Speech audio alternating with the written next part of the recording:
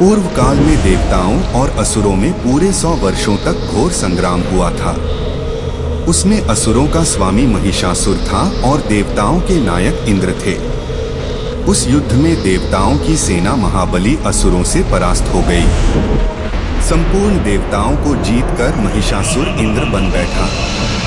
तब पराजित देवता प्रजापति ब्रह्मा जी को आगे करके उस स्थान पर गए जहां भगवान शंकर और विष्णु विराजमान थे। देवताओं ने महिषासुर के पराक्रम तथा अपनी पराजय का यथावत वृत्तांत उन दोनों देवेश्वरों से विस्तार पूर्वक कह सुनाया। वे बोले, भगवान, महिषासुर सूर्य, इंद्र, अग्नि, वायु, चंद्रमा, यम, वरुण तथा अन्य देवताओं के भी अधिकार छीनकर स्वयं ही सबका अधिष्ठाता बना बैठा है। उस दुरात्मा महिष ने समस्त देवताओं को स्वर्ग से निकाल दिया है। अब वे मनुष्यों की भांति पृथ्वी पर विचरते हैं।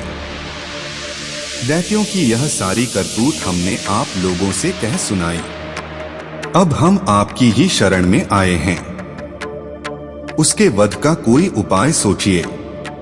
इस प्रकार देवताओं के वचन सुनकर भगवान विष्णु और शिव ने दैत्यों पर बड़ा क्रोध किया।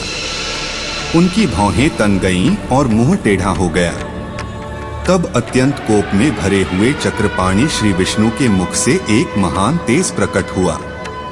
इसी प्रकार ब्रह्मा, शंकर तथा इंद्र आदि अन्यान्य देवताओं के शरीर से भी बड़ा भारी तेज निकला।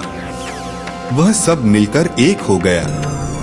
महान तेज का वह पुंज जाज्वल्यमान पर्वत सा जान पड़ा। देवताओं ने देखा, वहां उसकी ज्वालाएं संपूर्ण दिशाओं में व्याप्त हो रही थीं। संपूर्ण देवताओं के शरीर से प्रकट हुए उस तेज की कहीं तुलना नहीं थी। एकत्रित होने पर वह एक नारी के रूप में परिणत हो गया और अपने प्रकाश से तीनों लोकों में व्याप्त जान पड़ा। भगवान शंकर का जो तेज था, उससे उस देवी का मुख प्रकट हुआ। यमराज के तेज से उसके सिर में बाल निकल आए। श्री विष्णु भगवान के तेज से उसकी भुजाएं उत्पन्न हुई। तदंतर समस्त देवताओं के तेजः पुंज से प्रकट हुई देवी को देखकर महिषासुर के सताए हुए देवता बहुत प्रसन्न हुए।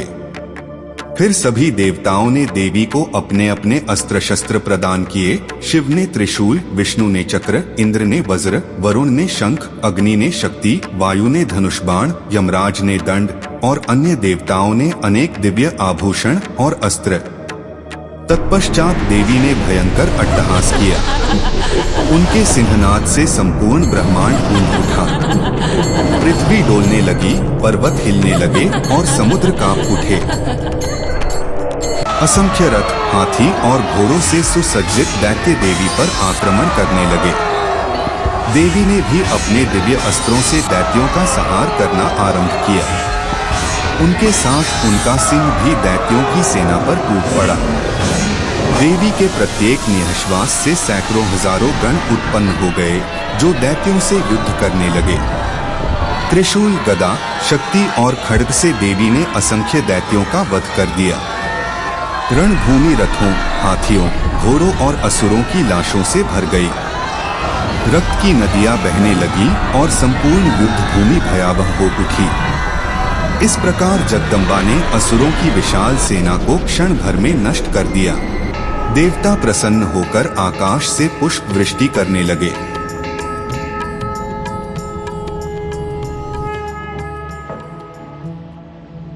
अगर आपको यह पौराणिक कथा पसंद आई हो तो वीडियो को लाइक करें, शेयर करें और ऐसे ही अद्भुत कथाओं के लिए हमारे चैनल को सब्सक्राइब जरूर करें। जय माता दी।